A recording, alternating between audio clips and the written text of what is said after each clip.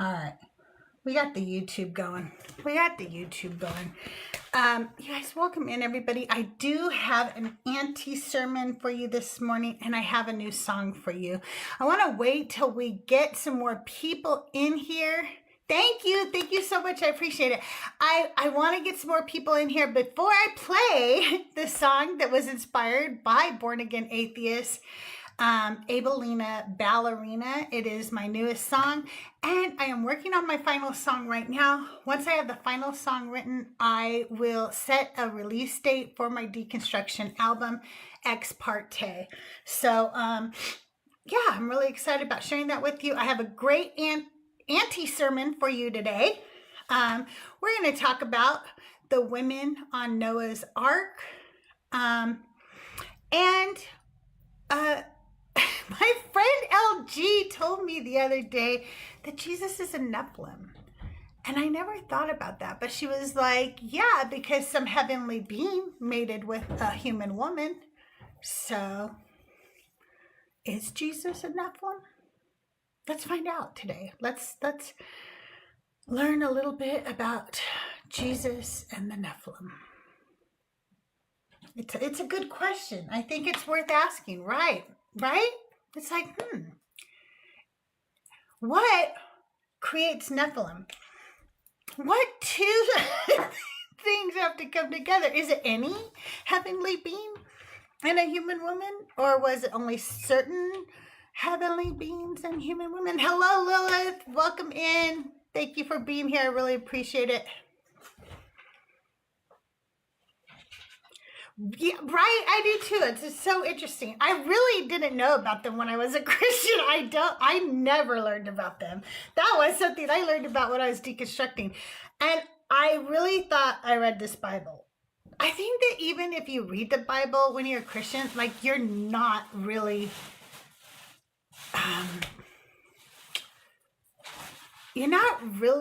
reading it to comprehend for yourself. A lot of times you're reading it to confirm something somebody else has already told you.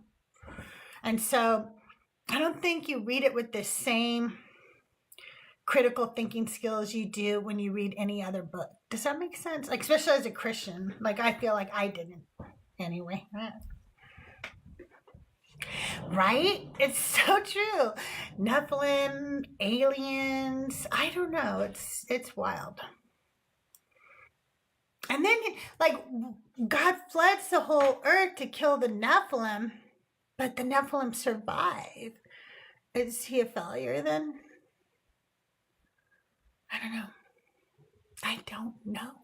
These are the questions that I think about late at night. I'm going to play another song for you here very shortly. Let me share it the live to a few more people. And then we can...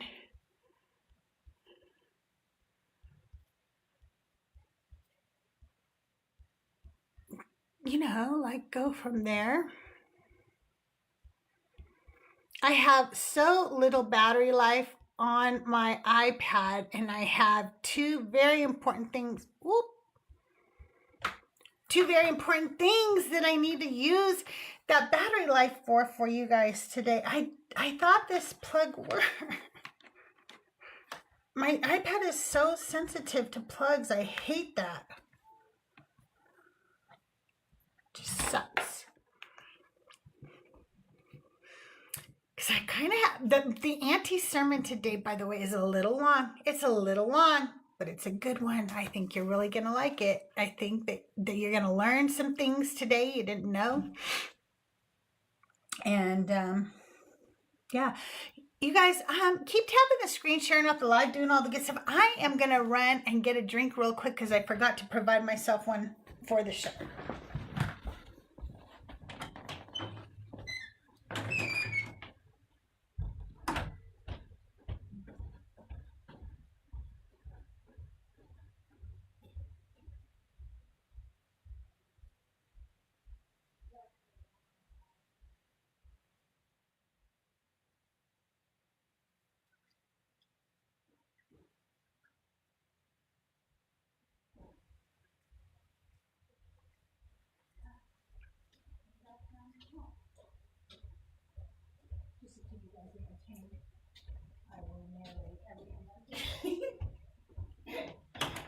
Now I'm coming back into my room.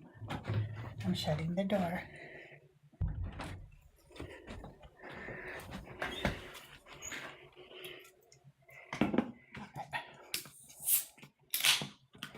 Let's see if I can't just play another tune for you real quick while we get people in here.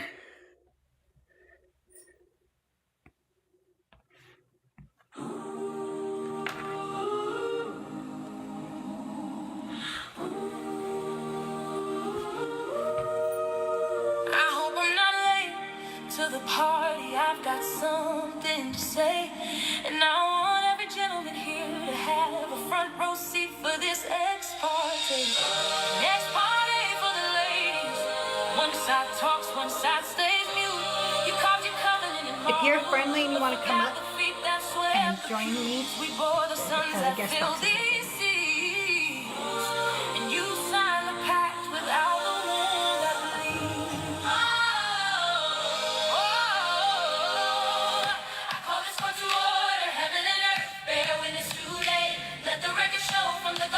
Spring, the blame had a woman's name. Two men sat in the shade of a tree, Adam and Yahweh right in history. They needed a scapegoat, they signed the brief. From that moment on, sin's name was Eve. Leave two men alone, it's always the same. If they can't find a woman, hopefully I'll help you pass the time faster, honey.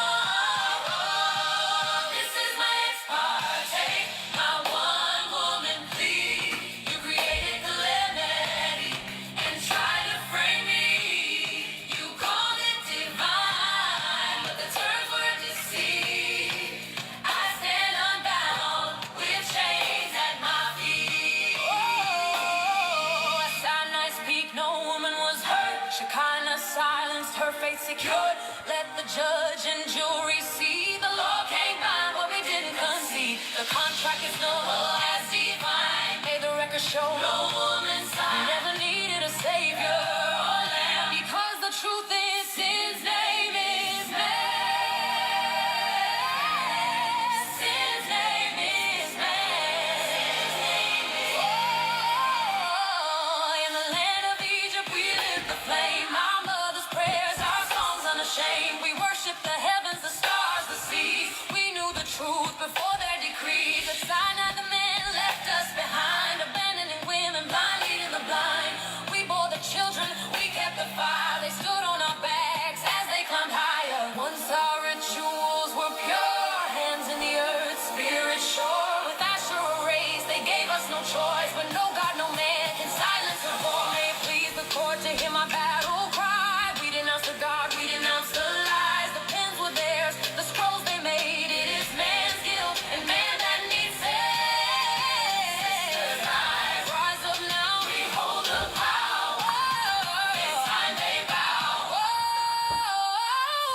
Fight out was never ours to share. Without the glory, there's no guilt to bear.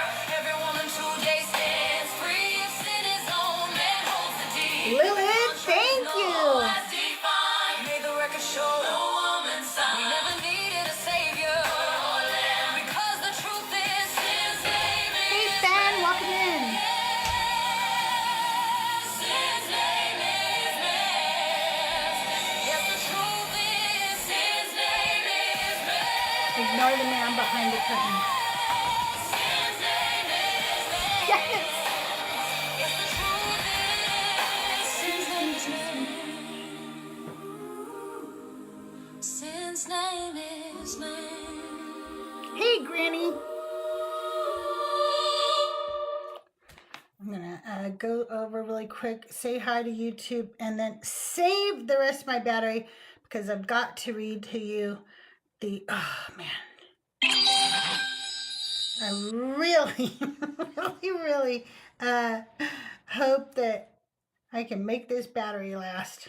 Wonder if I can just turn down that brightness. Is there like a battery saver mode?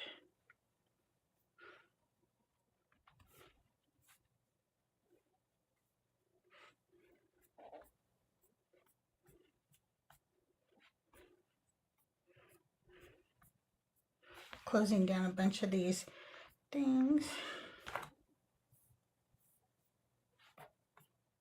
would help.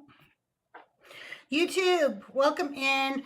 I am not ignoring you. I'm actually trying to make it so I can interact with you a little bit more on my iPad.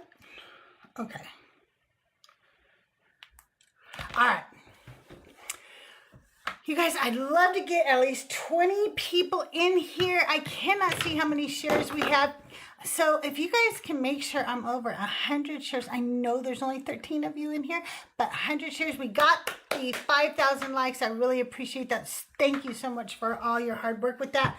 And then once we get those people in here, I can go ahead and talk to you today about today's anti-sermon, the women of Noah's Ark.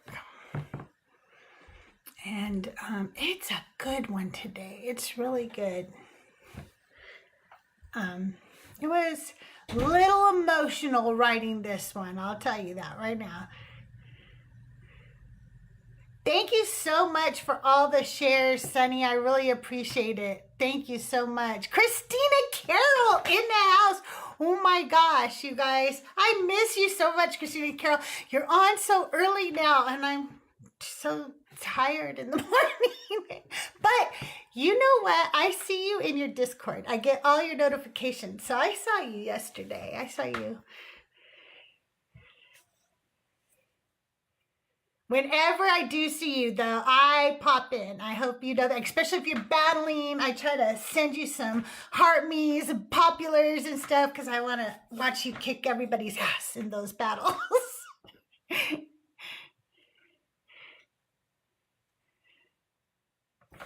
Welcome in, Aunt Judy. Welcome in, Stella and Nova. Welcome in, Emily. You guys, thank you so much for joining. I'm doing good. I hope you are doing well as too. I hope you are too doing well. I don't know what I'm saying. I don't think I've had enough caffeine yet for the day, but I'm working on it with my little Dr. Pepper Zero. I'm super excited. Happy holidays. I hope you guys are all having a good holiday no matter what you do, whether you celebrate or you don't. No matter what you celebrate. I hope that you're safe. You don't drink and drive, okay? Woo! Yes! Way to go. Don't drink and drive. There's Uber, there's Lyft, there's taxis. There is even like AAA and other companies that do special things during the holidays so that you don't drink and drive. So please don't drink and drive. And I say that from a person who lost her sister to somebody who decided to drink and drive. So don't drink and drive, okay? Not even a little. Not even a little. And also, don't 420 and drive. Don't do that either. Just sober driving only, okay? That's what we like. All right, I'm gonna play for you my new song. I'm not gonna wait for 20 people. There's 18 of you in here. You guys have been doing so amazing. I've upgraded the setup, Robert. I'm so excited. I got a new light. It's, you guys, I'm even gonna do one of those videos because it's that new cool light that, see how it's not a ring? So I don't get the rings in my glasses and you can see all of my wrinkles. I am no longer catfishing all of you. So, yeah. Okay, here is my newest song. This is a gift to Born Again Atheist. Born Again Atheist gets a lot of heat from men, as many women do on here. I used to watch like Christina Carroll go through this every freaking morning too, where it's like guys coming up and just hitting on her and stuff. Well, Born Again Atheist gets this weird thing that men do, and I just don't see men do this to men on this app. It's so weird to me. But they'll go, "What's your name?" And she'll go, "Born Again Atheist." And they'll say, "No, I don't want to call you that." what's your real name? It's like, ew, shut up. What are you doing? And so she will go, Abelina. Yes, Jared. She goes, Abelina. And the more I watched her say that, the more this song had to be written. By the way, you guys, I just need one more of these heart things to reach the flash goal. So if you can, send one up. If you can, don't do it if you can't. But I wanted Abelina. Oh, thank you, woohoo! I wanted Abelina to represent all of us women who've been told that we cause men to sin, that we've been told that we're not good enough, women who've been abused by men, abused by pastors even, and the men continue to get away with it over and over again. And many of these women, many of them, but definitely, and I'm, I don't know everybody's story, but I wanted Abelina to represent all of these women. She's all of them, right? And a lot of women who have been victimized go on to try to empower other women. And so this is my song, Abelina Ballerina, and I did it in bluegrass because I really enjoy different types of worship music. And as you guys know, I coined the term now secular praise music. And I realized that I like all kinds. And bluegrass was one of the ones that I did like when I was a Christian. Emmylou Harris and other great, the Gaithers and so forth. So here you are, Abelina Ballerina.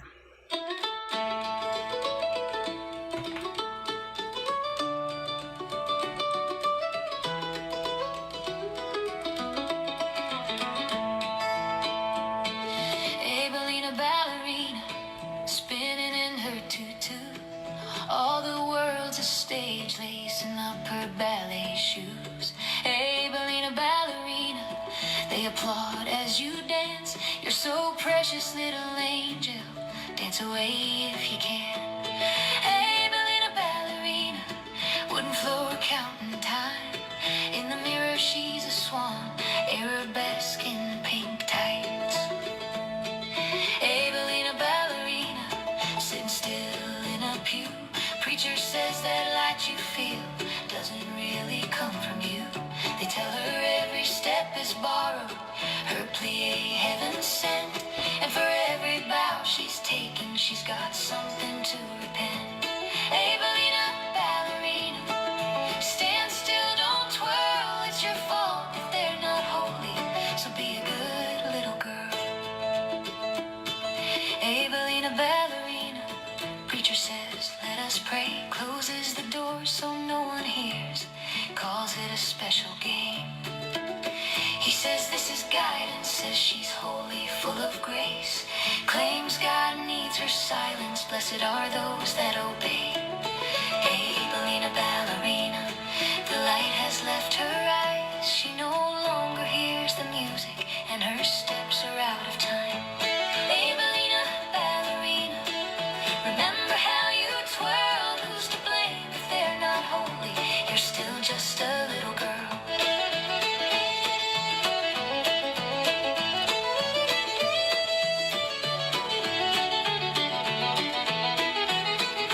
Abelina Ballerina, stand still, don't twirl. It's your fault if they're not holy, so be a good little girl.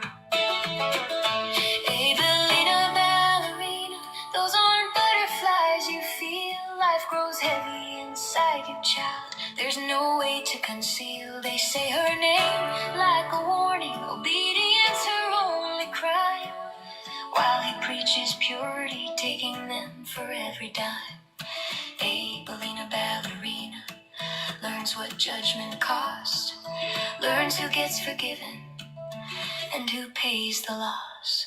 Abelina ballerina learns to mother through the ache, learns that love can still be sacred even after what they take. She devours her education and her eyes begin to shine. Music pours out from within her and her steps fall back in time. She reads the words they cherry-picked, preaches truth they try to hide. She interrogates the God, she uncovers every lie. She shows why nothing ever changes, who the system benefits.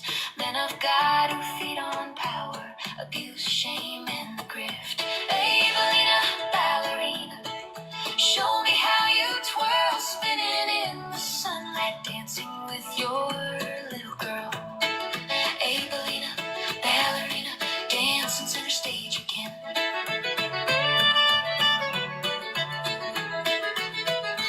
Abelina ballerina, dancing barefoot in the sun. You're so precious, little angel, and your dance has just begun.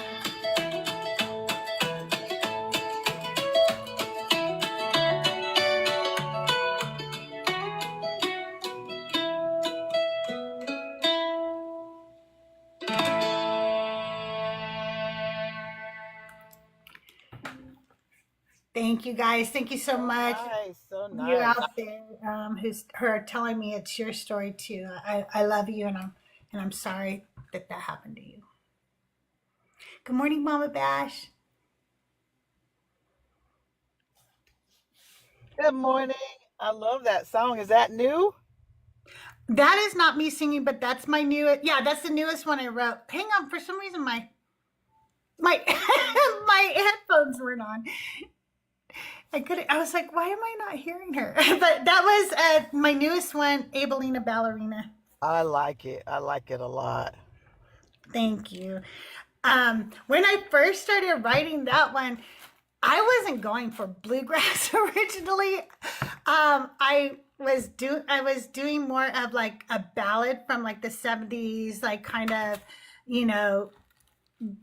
Elton John or something like that, right? But then after I wrote the words and I started listening to music to it, it was like, it has to be bluegrass. It has to be. You guys, thank you so much for all the shares, all the likes, and all the gifts. I am now going to read for you, and hopefully my battery on this thing will last for me to read you this.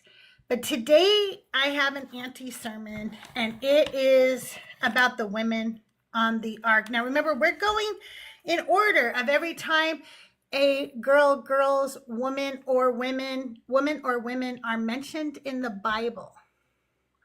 And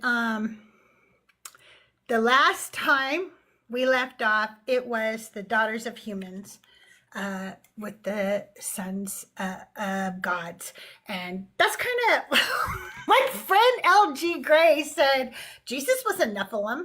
And I was like, what? And she said, well, yeah, because a godly being, or like, something, spiritual, slept with a human woman. And that's how you get Nephilim. And I was like, what? That is true. That's how you get Nephilim. So now I want to know, do Christians think he was a Nephilim? But let's get into the little Auntie sermon today. Let me pull it up for you real quick. If for some reason my battery dies before I can finish reading this to you guys, I will finish it tomorrow for you, okay? But it is available in my Discord for you to read on your own too, okay? Here we go. One day, when I was reading the story of Noah's Ark again after many years, I had one of those epiphanies where you don't actually learn something new. You suddenly realize you've known it all along. And for some reason, just writing about this right now makes me cry. That's how significant this epiphany is. I grew up believing that all of humanity came from the wombs of the women on the ark. Civilization itself exists because of these women, because of their bodies, because of what they endured, because of their pregnancies, because of their labor, because of their survival. And once again, the God of heaven and earth couldn't even give them fucking names. That was the epiphany. Did the God I was taught to worship saved humanity, but couldn't be bothered to name the women whose bodies carried it? Do you know what that does to a child who has been abandoned by their parents? It made me constantly wonder what I had done to deserve the abandonment of the God of the universe as a little girl. It exacerbated my abandonment issues. The lack of the slightest consideration for women in the Bible cut deep. So let's read about the mothers of civilization. Genesis 6:18. But I will establish my covenant with you, and you shall come into the ark, you, your sons, your wife, and your sons' wives with you. Genesis 7:7. And Noah with his sons and his wife, Noah with his sons and his wife and his sons' wives went into the ark to escape the waters of the flood. Genesis 7:13. On the very same day, Noah with his sons, Shem and Ham and Japheth, and Noah's wife and the 3 wives of his sons entered the ark. Genesis 8:16. Go out of the ark, you and your wife and your sons' wives with you. So Genesis 8:18. So Noah went out with his sons and his wife and his sons' wives. That's it. No names, no stories, no acknowledgement. Just bodies that existed to carry humanity forward. The NRSV Genesis tells us that Noah went into the ark with his wife and his sons' wives. The women are not addressed. They are not spoken to. They are not spoken about. They are simply there, lumped into the narrative like cargo, sometimes barely more distinguished than the animals they are boarding alongside. 8 humans survived the flood according to the story. 8, and the text only bothered to name 4 men. That alone should stop us in our tracks. Because if you believe this story, even symbolically, then every culture, every people, every society on earth traces back not just to Noah, but to these women. Women who endured catastrophe. Women who survived annihilation. Women who rebuilt the world with their bodies. And the authors didn't think they were worth naming. Now, some people will say, well, the rabbis talked about these women. And you're right, sort of. Because as we've seen before, when the text refuses to name women, tradition rushes in to fill the silence. In Rabbinic Midrash, specifically Genesis Rabbah 23:3, the rabbis decide that Noah's wife must have been Naamah, a woman mentioned earlier in Genesis. That identification is later repeated by Rashi, one of the most influential medieval Jewish commentators. But here's the part we don't talk about enough. The rabbis couldn't even agree on who Naamah was. We recently did a study on Naamah and learned her name comes from the Hebrew Naim, meaning pleasant or pleasing. And they argue she must have been righteous, a woman worthy of surviving the flood, a quiet helper behind a faithful man. We also learned that the other rabbinic traditions say the exact opposite.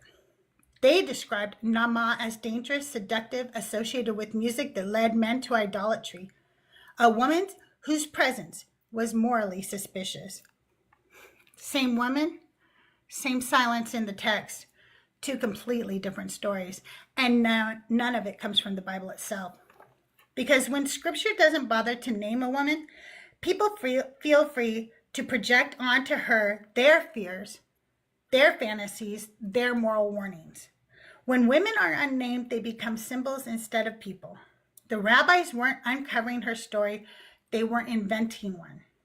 And notice this, even when they talk about her, it's still never about her experience, not her survival, not her fear, not her body carrying humanity forward after extinction.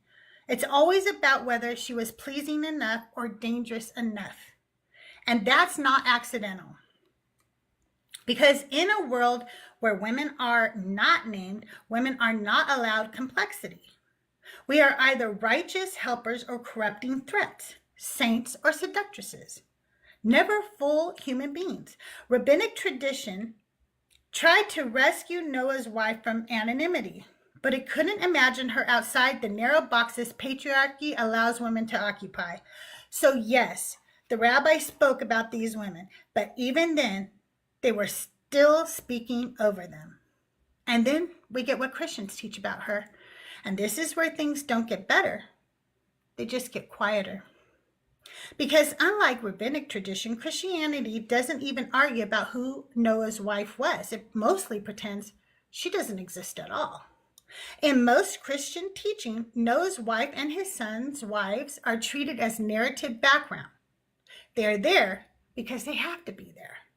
They exist to make the story work, but they are never examined, never honored, never asked about. Christian sermons about Noah are almost always about Noah. Noah's obedience, Noah's righteousness, Noah's faith in the face of mockery. Sometimes they talk about the animals. Sometimes they talk about the ark as a symbol of salvation. Sometimes they talk about judgment and wrath and rain. Mostly, they argue about whether this was literal or metaphorical. But almost never do they talk about the women. When Christian teachers do acknowledge Noah's wife at all, it's usually they say something like, she followed her husband faithfully, or she supported Noah's calling, or she benefited from Noah's righteousness. She is framed as an accessory to a man's faith. Her survival is not her own. Her obedience is assumed. Her body, the body that would carry the future of humanity, is invisible. And unlike rabbinic tradition, Christianity doesn't even bother filling in the silence with imagination. It simply leaves the silence there and calls it normal.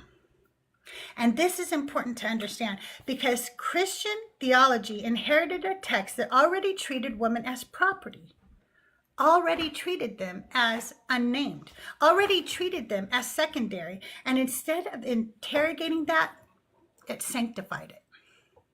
Silence becomes holiness, erasure becomes humility, and women are taught that disappearing was a virtue. So when Christian girls read this story, we aren't taught to see ourselves as the mothers of civilization. We are taught to see ourselves as helpers, as supporting characters, as beneficiaries of a man's righteousness. And if we feel unseen by God, the answer is always the same: submit more, trust more, disappear more. And I need to say this clearly. Christian theology did not forget Noah's wife. It learned from the text that women don't need names to matter, and then used that lesson to justify generations of women being unheard, unnamed, and uncredited. That's not divine design, that's patriarchy with a halo. So if all of this silence feels intentional, if it feels like more than an oversight, then the question we have to ask is this: is this the only way this story has ever been told? And the answer is no. Because while Jewish and Western Christian traditions preserved a version of this story where the women remained unnamed, other Christian communities preserved a different canon entirely. A canon that made a different decision about whose lives were worth remembering. Now, I'm going to read this next part. I'm going to try so hard to pronounce everything, okay? The Ethiopian Orthodox Church preserves one of the oldest and largest biblical canons in the world. And within that canon is a text called the Book of Jubilees, a retelling of Genesis that was originally written in Hebrew, later preserved in Ge'ez, and treated not as commentary, but as scripture. And as we have seen in the Hebrew text, that names are not accidental. The same can be said for the Ethiopian scriptures.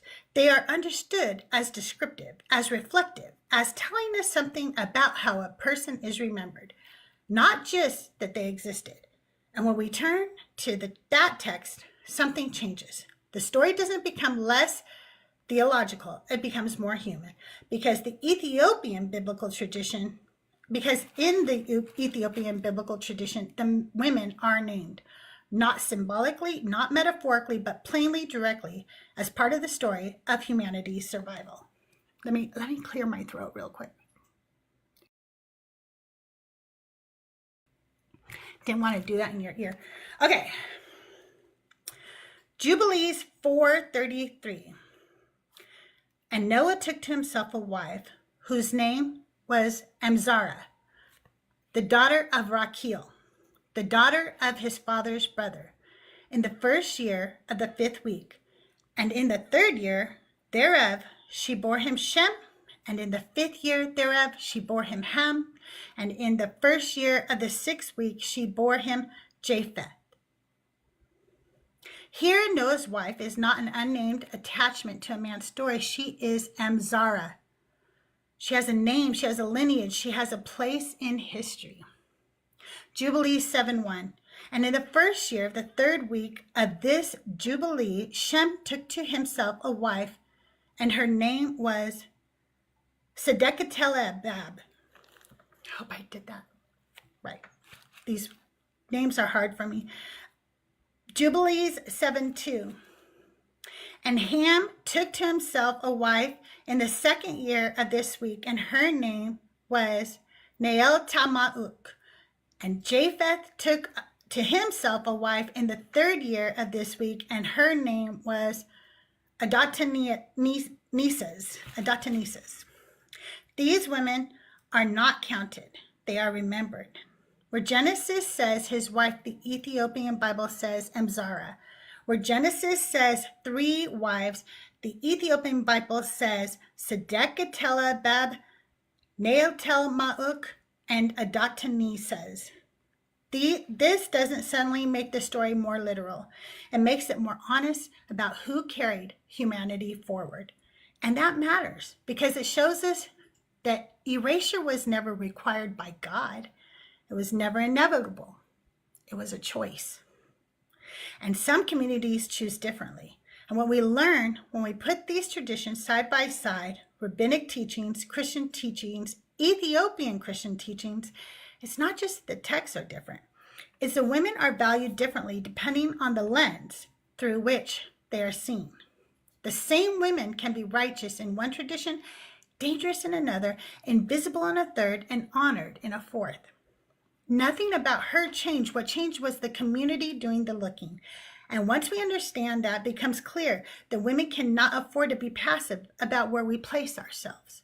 We have to be more selective about the communities we align with, more selective about the stories we allow to define us, more selective about the spaces that are allowed to name us. Because the way a community sees women will eventually shape how women are allowed to exist within it. And frankly, it often changes how a woman sees herself. When I was a young woman, I was a restaurant manager. I worked for Denny's, and I was proud of that job. I was a single mother, not quite divorced yet because I was still tangled in the legal battles forced on me by an abusive man.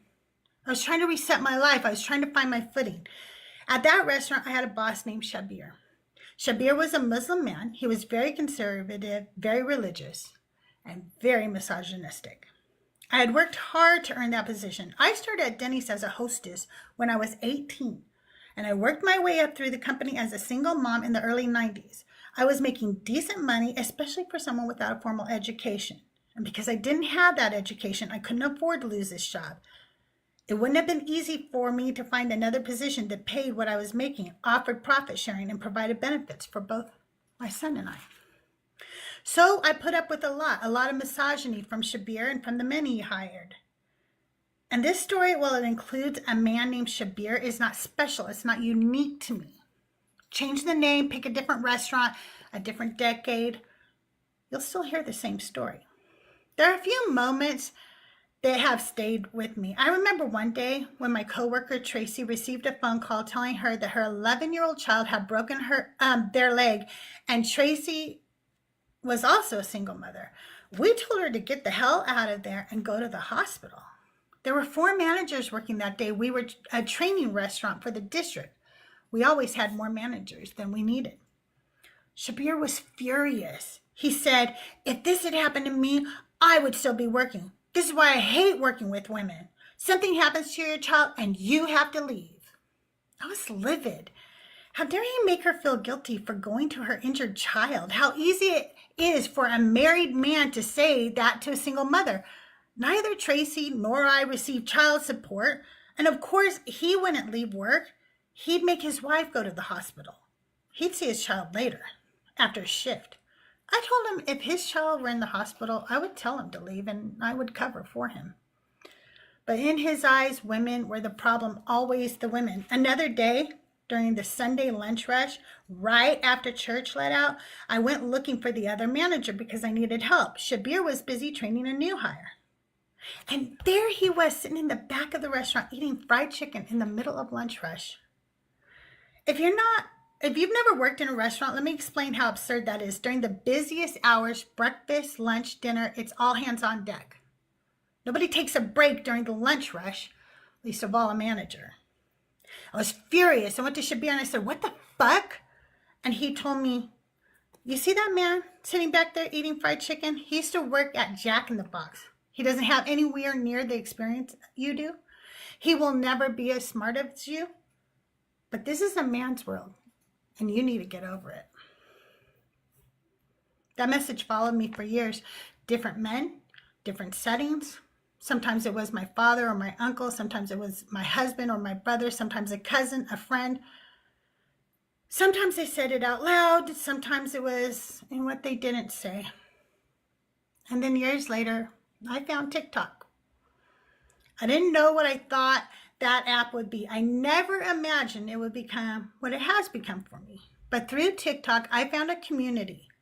We call ourselves the Deconstruction community, a large, diverse group of people dismantling harmful religious beliefs. And as many of us deconstruct religion, we are also deconstructing misogyny. I won't pretend the work is finished. Even the men in that space will tell you they still have learning to do. But what matters here is this. The way women are seen in this community is different. Some of the first people to recognize something valuable about me, about my voice, were men.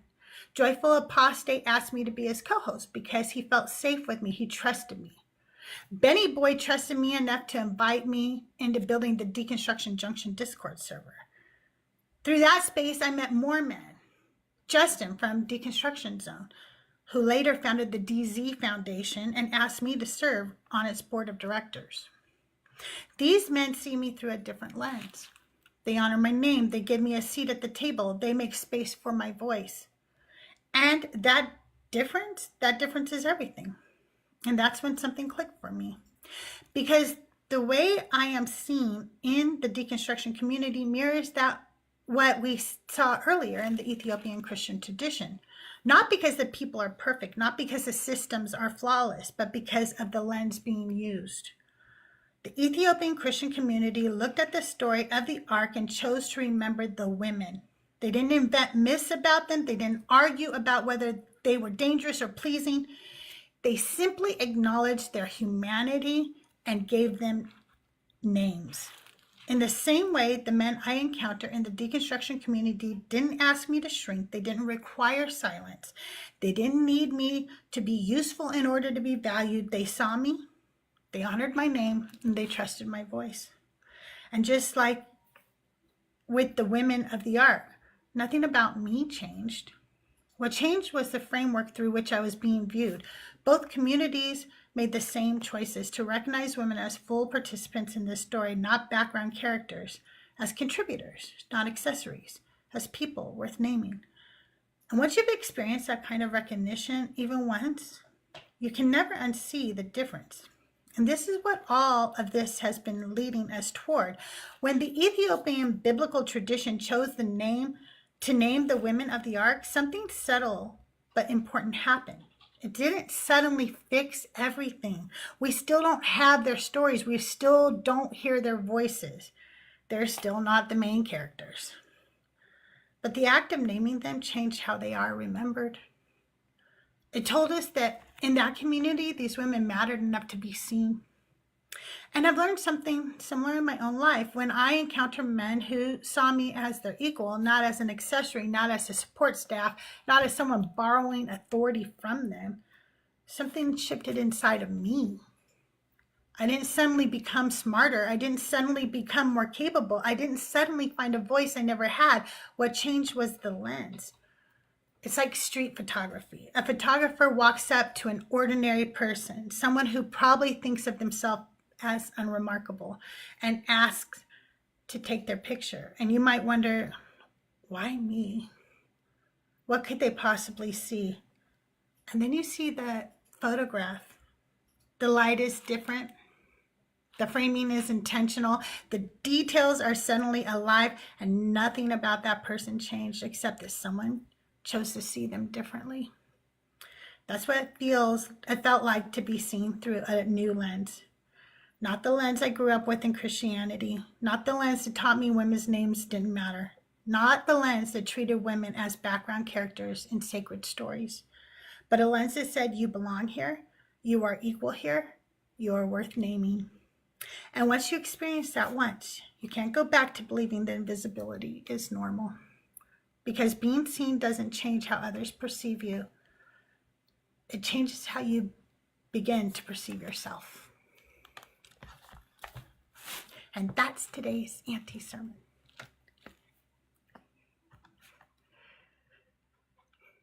And if you want to come up and talk about Nephilim, the gas box is open. Oh, wow. Oh, my gosh. Is Sister Lee?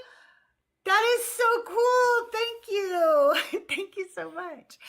If you guys want to talk about anything, friendly or a believer, you can come on up. The guest box is open. I have other topics, and we certainly could do other topics, but I just wanted to know, like, what was Jesus a Nephilim? Yes, you're supposed to applaud. I need Joel's little applaud noise here. Yay! And then I can bow or something. I don't know. I don't know what to do after I'm done reading this sermon, Granny. I always feel awkward. Thank you, Sister Lee. Thank you. Well, come up and talk to me, Grok. I'd like to know, because I want to know what it is.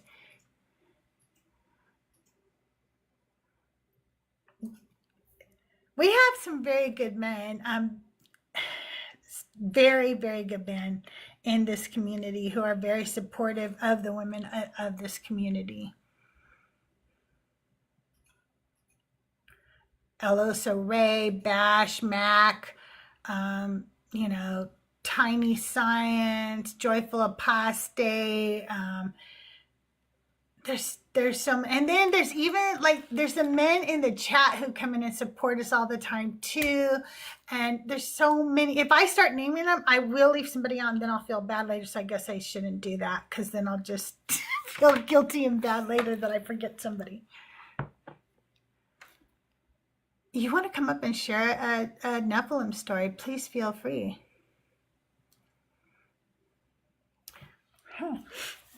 But how do we know, Grok? How do you know Jesus wasn't a Nephilim? I already said your name twice. You were in the Auntie Sermon if you were here to listen, but you weren't, Joyful. The Bible doesn't say that God wasn't or that Jesus wasn't a Nephilim. We don't know anything else about them, other than they were supposed to wipe him out and they didn't. Like, God did wipe him out. No, that's why I'm asking. I want to talk about it. All right, Joyful. I see how you are.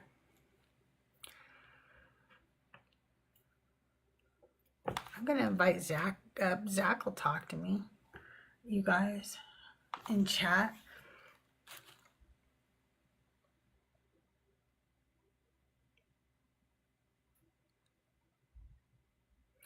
Well, maybe I'll pick another topic.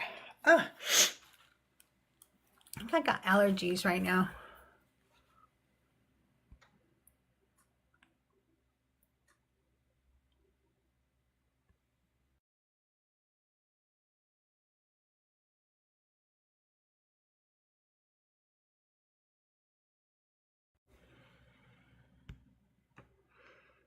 Maybe somebody will come up and talk about this. Maybe they're scared to talk about the Nephilim. If you are a believer of any god, gods, or higher power, and you'd like to talk about whether they're useless or not, come on up. Thank you. Thank you. That's right. Is it an internal critique? It depends on the conversation. I think that some conversations are an internal critique, and then sometimes they're an external observance.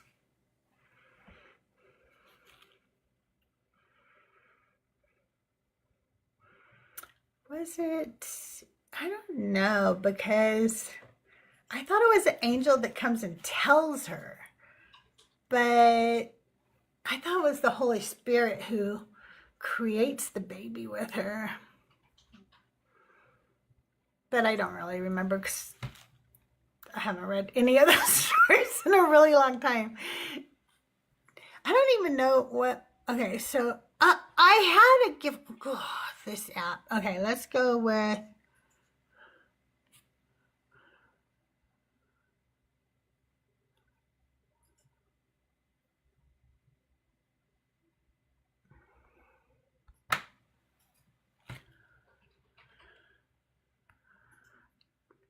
Okay.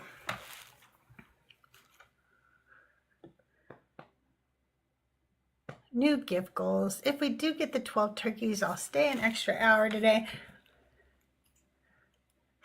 Yeah, that's what I thought too. I thought like the angel came and told Jesus or told Mary, and then, and then the Holy Spirit swept in. Like the angel was the wingman. The angel is the wingman. He's like, okay, I'll go pass her a note and have her circle whether, she likes you or not. And then once he told her, then then the Holy Spirit was like, okay, now I got this, bro. That's what I thought.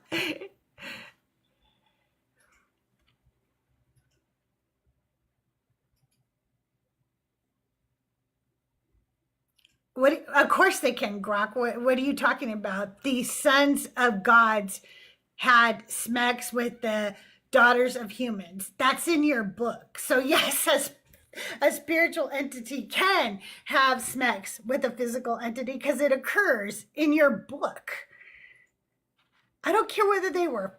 What are you talking about? They're not false gods. It literally says they're sons of gods, not false gods. That's just you reading into your text. You're just putting something in it.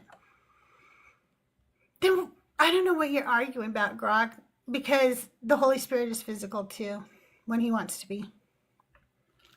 He absolutely is. And if you want to argue any further, get up here or shut up, okay?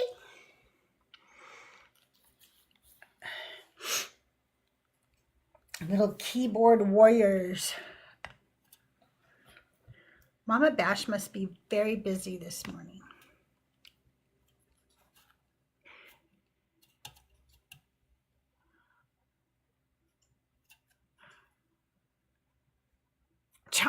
Didn't everybody used to watch Charmed? Charmed was fun to watch. And I don't even really like supernatural kind of stuff, but Charmed was a fun one.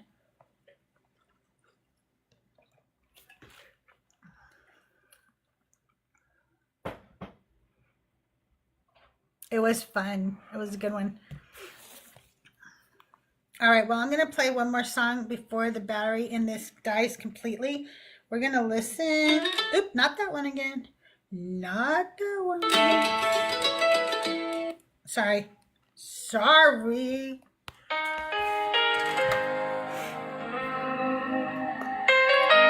going to slow it down. With the emotion.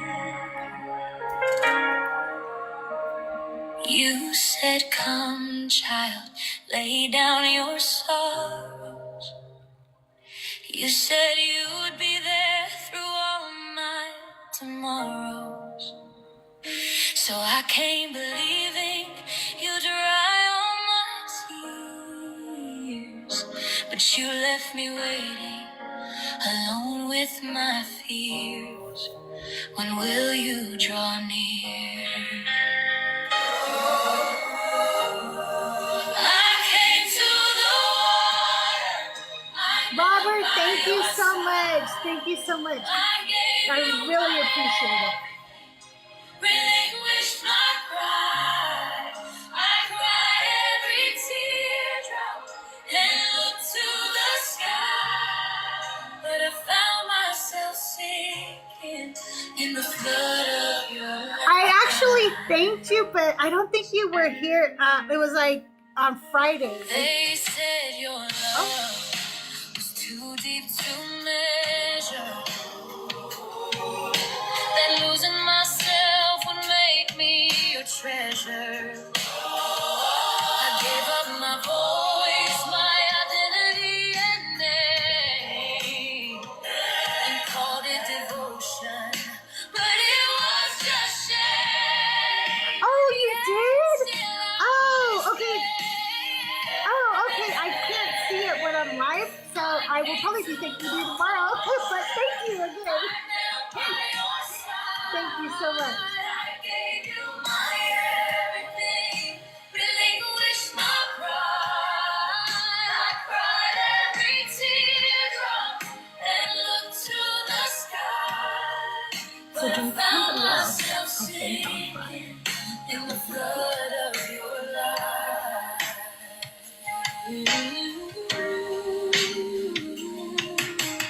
You were the Father who never appeared. Your silence was louder than all that I feared. Just when I thought I could take it no more, I found my strength and I walked up on shore. I'm no longer yours. I came to the water and found only me, the girl you abandoned when she was just 3. I dried my own teardrops and to myself pledged, I've set myself free at the water's edge. I came to the water and found only me, the girl you abandoned when she was just 3. She was just 3.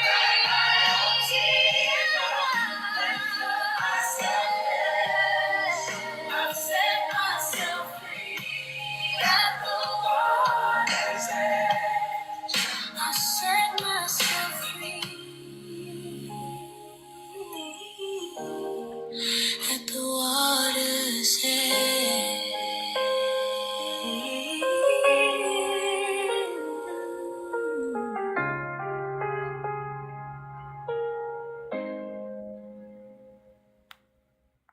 Guys, thank you for hitting that gift goal. Looks like that was one rose, and I appreciate it. I'm going to pin the heart me. If you haven't done your heart me yet, and you can, and then collect your points, that really helps boost us out into the algorithm.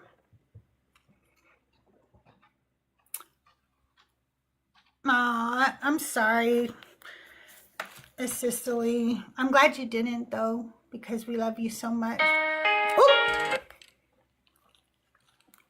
Actually, what I'm doing is I'm trying to get enough money to get a real computer and not a laptop. The laptop cannot handle the ability to stream all the places. So that's what I'm doing. But I needed first to upgrade some basic equipment needs. One was the light and the blackout curtains. So we got those. That's freaking awesome.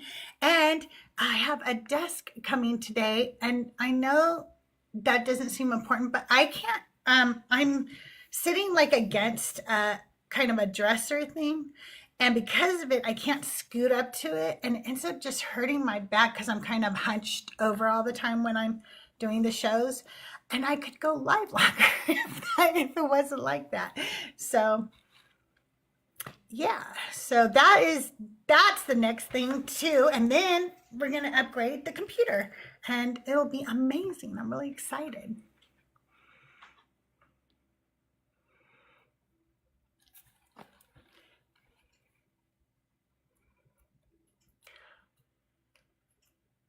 What was what? What was what? I don't know. I just was talking about upgrading my equipment. Yes, we're still in the baby watch phase right now. And so the babies actually do, like the first week of January, is that she was a doctor, so she was working all the time. Oh, I'll tell you just a second till here. And working all the time was making her go into premature labor.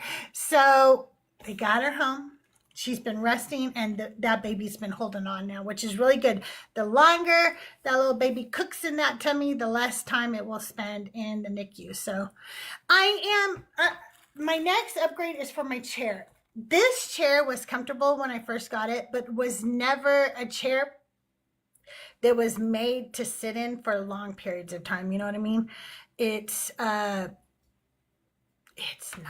not comfortable after a while. It's just not. But I also, I do my show in my room. And when I get done in the evening, I'd like to be able to spin around in the chair and kind of relax and be able to watch movies with Doug and stuff. So, well, come on up and talk to us about it. I'd love to hear more. I don't think I have that. I have an Amazon wish list. It's in my bio, but I haven't put a chair on it yet. So I should probably do that. So maybe when I get done with the show, I will put some chairs in there. I don't think I have.